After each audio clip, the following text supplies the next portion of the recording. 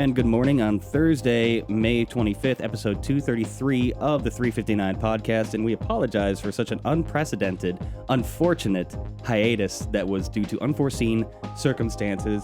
And on. My name's BBG, and in the house today we got Alfred Ng and Ben Fox Rubin. Welcome back, everybody. It wasn't really a hiatus. Well, we haven't been live all week. I did the audio. We haven't been live all week, good but to be back in somehow the hot seat, though. Yeah, Yep. yeah. It is nice to be back. I bought a house in New Jersey. Hey! So that's where I was last week. So I'm very happy to be back. What we are talking about today, Motorola was throwing some shade on Samsung's battery testing, which seemed very bold to me.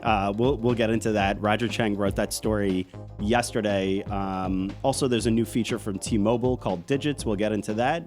And we'll end with a robot police officer. RoboCop in Dubai. RoboCop in Dubai. I'd watch that movie. That would be the lamest movie ever. I'd watch it.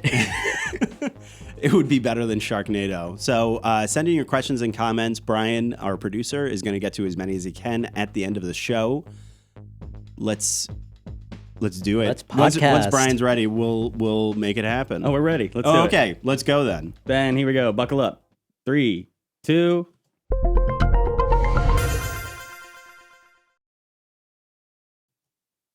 Welcome to the 359. I'm Ben Fox Rubin. I'm Alfred Ng.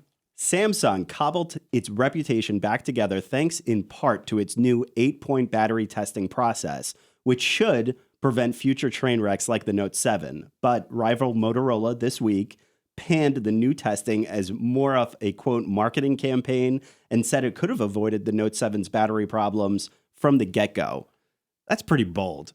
Why do that? Why say that? Not just is it bold, it's very petty. It's just petty. one of those things where it's like it's after the fact that it happens. Like, yeah, we could have prevented that. Like, you didn't know what was going on in the Monday first place. morning Yeah. quarterbacking. That's Yeah, true. don't act like you knew what the problem was and that's never happened to us. Yeah, and then it's like we could have stopped it. Yeah, but partly this came from Motorola. Had a meeting with a handful of journalists this week, and it was asked have you changed your battery testing in any way since the Note 7 debacle? And he said, no.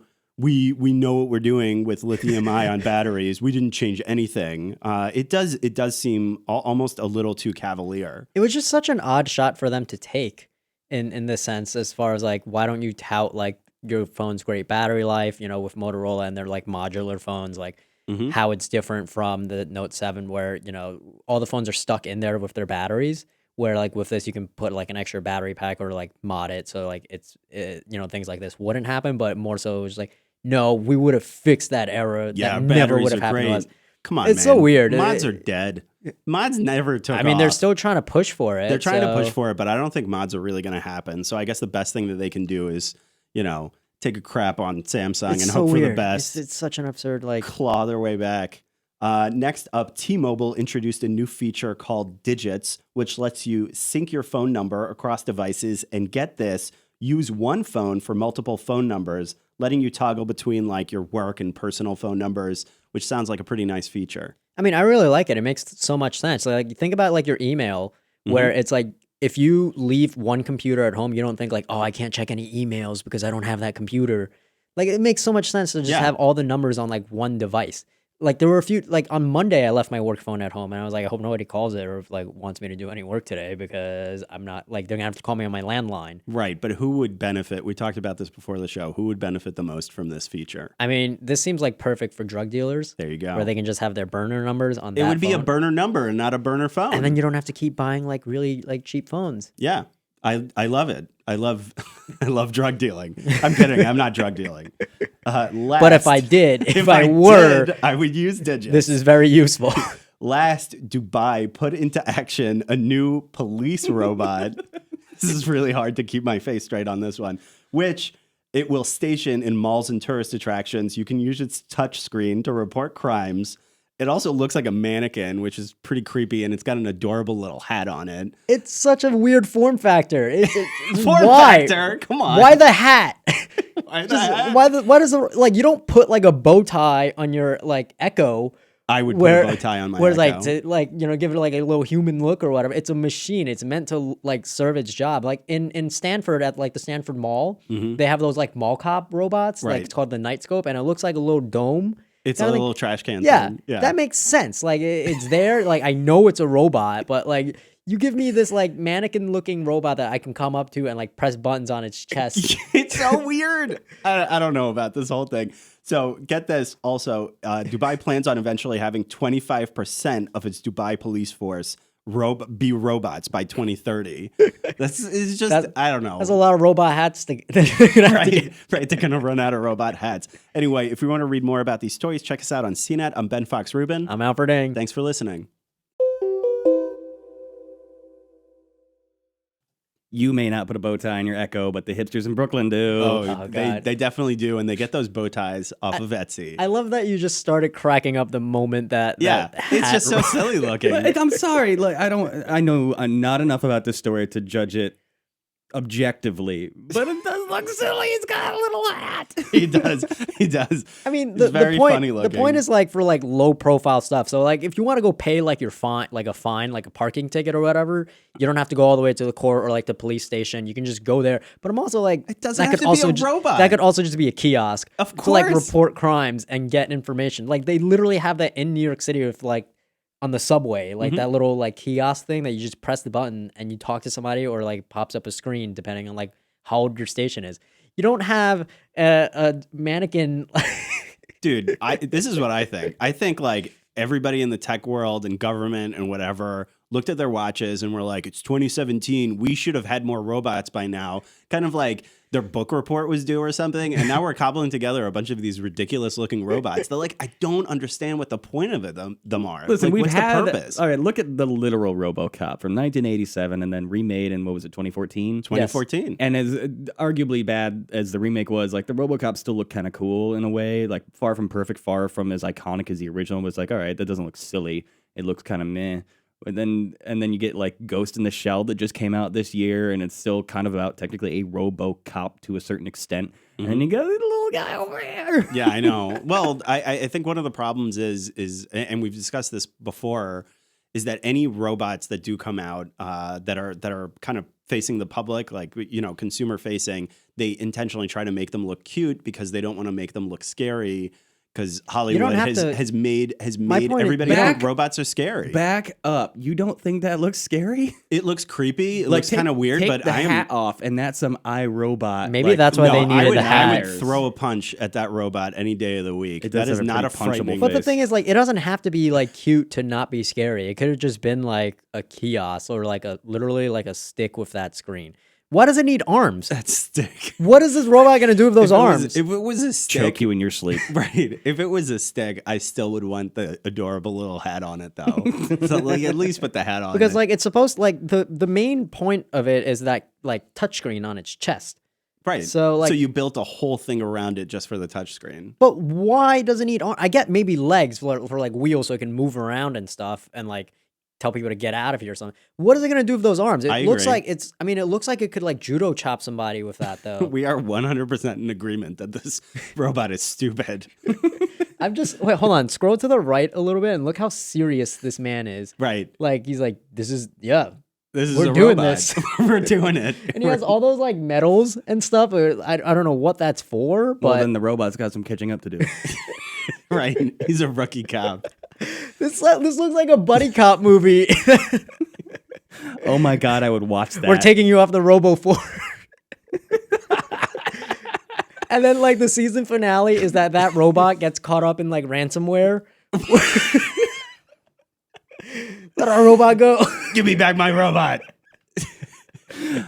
I'm getting too outdated for this. Okay. All right, let's pull it back. This show has officially gotten off the rails. Do we have any questions or comments? I like the comment from Matthew Datcher, who says, I don't want to live in a world with uncanny valleys around every corner. Amen. Totally agree. That. Great comment. All right, let's sorry.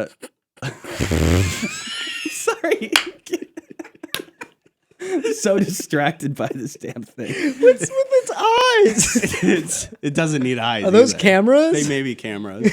It has ears on the soulless. side. All right. It's horrible. Focus. This is a serious show. This is yeah. We came back from like not doing video and like now we're just cracking up. Let's talk into something that we do like. Let's talk about digits. Okay. I think that's kind of a radical idea. I like the idea. Well, it's kind of like Apple iMessaging, how it Yeah. how it goes daisy across your chains different across all the devices. different devices. Yeah, but that's, absolutely. you have to be a hardware loyalist. Lost Legacy points out that you are arguably better off still just using Google Voice because it's free.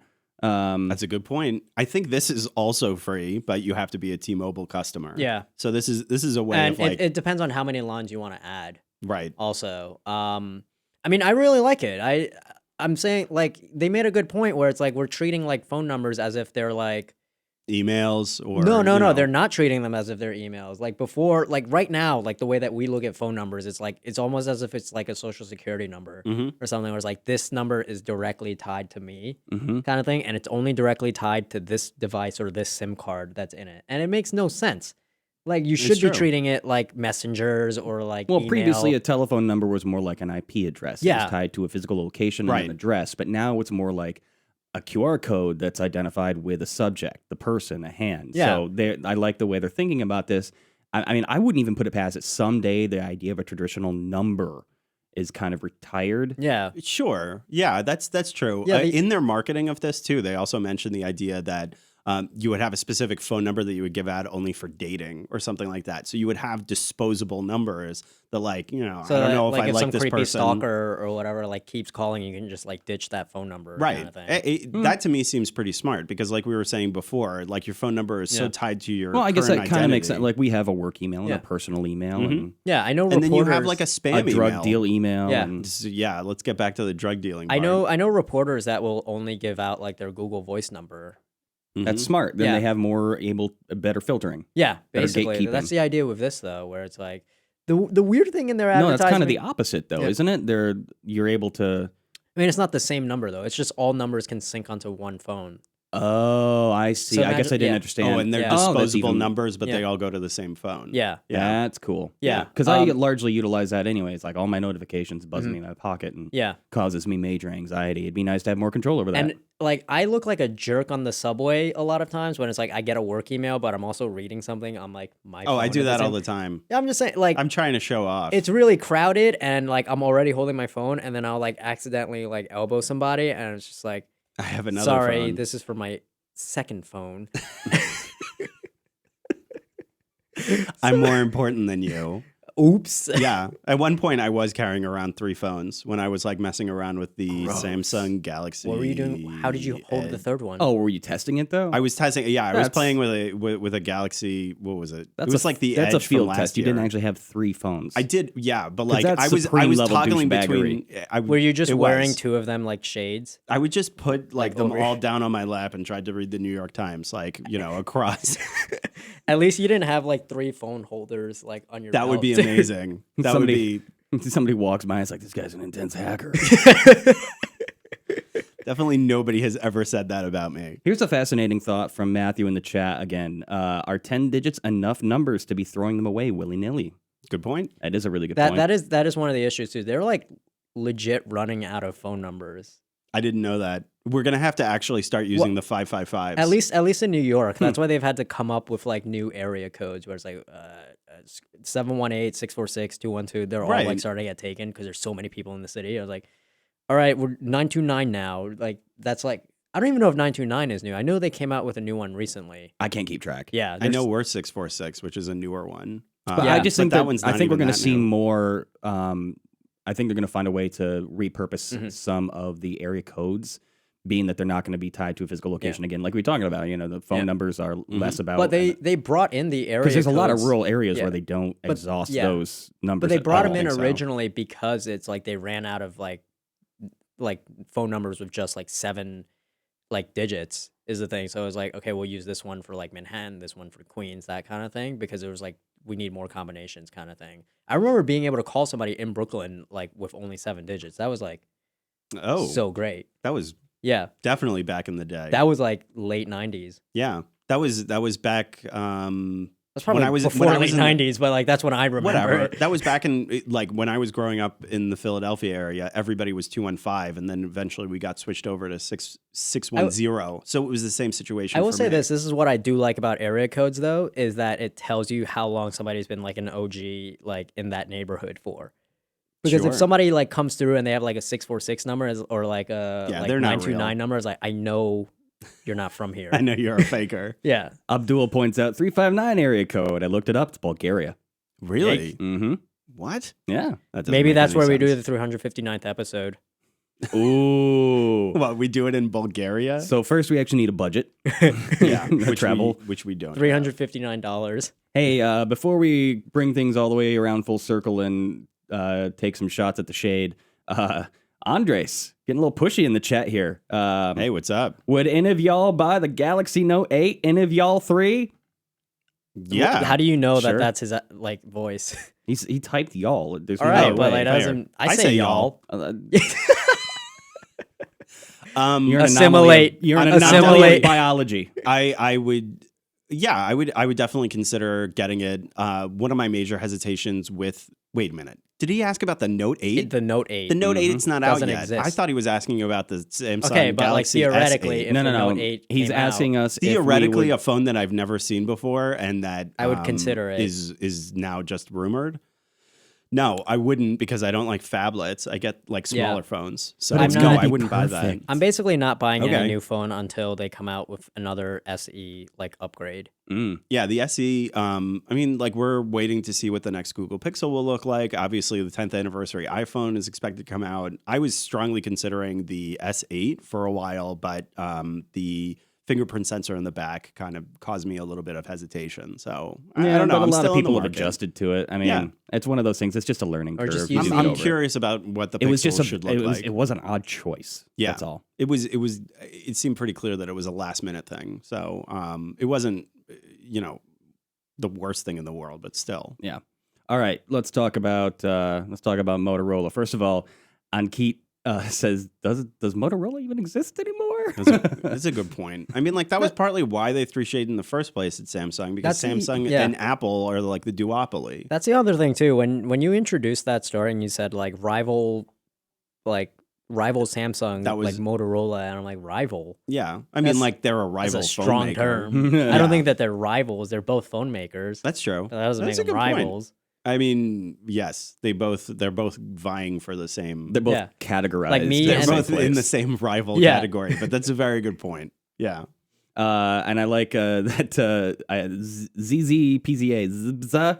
I don't know if that's the username. Zips up. Samsung 8-point testing. 1, does it catch fire? 2, does it catch fire? 3, does it catch fire? I mean, that's pretty much, if you look at the 8-point stuff, it kind of is a lot like that. So there's one where they do like, there's like heat testing. They do one where it's like leakage testing.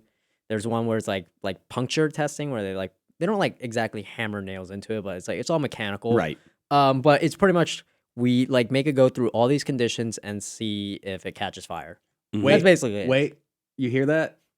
Here comes a wave of people getting mad at us for beating a dead horse over the Samsung exploding. It's fine. I mean, like, look, it was like the They should be easily mad the at biggest- Motorola. Look, it was the biggest like major flagship phone train wreck in years. I mean, like obviously we're going to be talking about it a lot. So that's fine. If you guys think we're beating a dead horse, we are. Question from Jacob coming in here at the 11th hour. Speaking of the Pixel, do you think it's possible we could see Google double down on it and purchase a new phone maker again, or just continue outsourcing the manufacturing? I would probably say the latter. Yeah. They Yeah. already had purchased Motorola, and it pissed off a lot of the phone makers that use Android. And they ended up jettisoning Motorola, and now Lenovo owns it. So it doesn't seem very likely to me that they would shell out billions of dollars to own a phone maker again. Yeah. I mean, they don't really need to like own a phone maker when they can like just like give money to HTC for this. Yeah.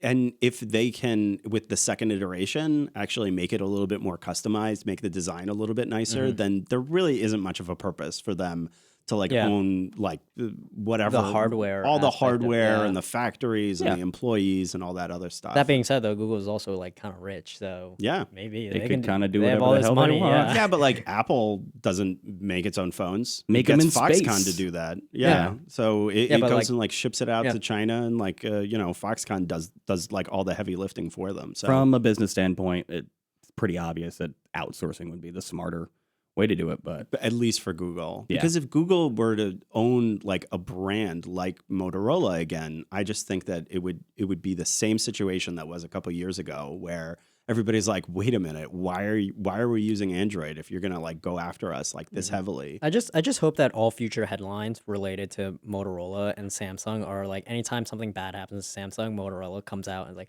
we would have caught that.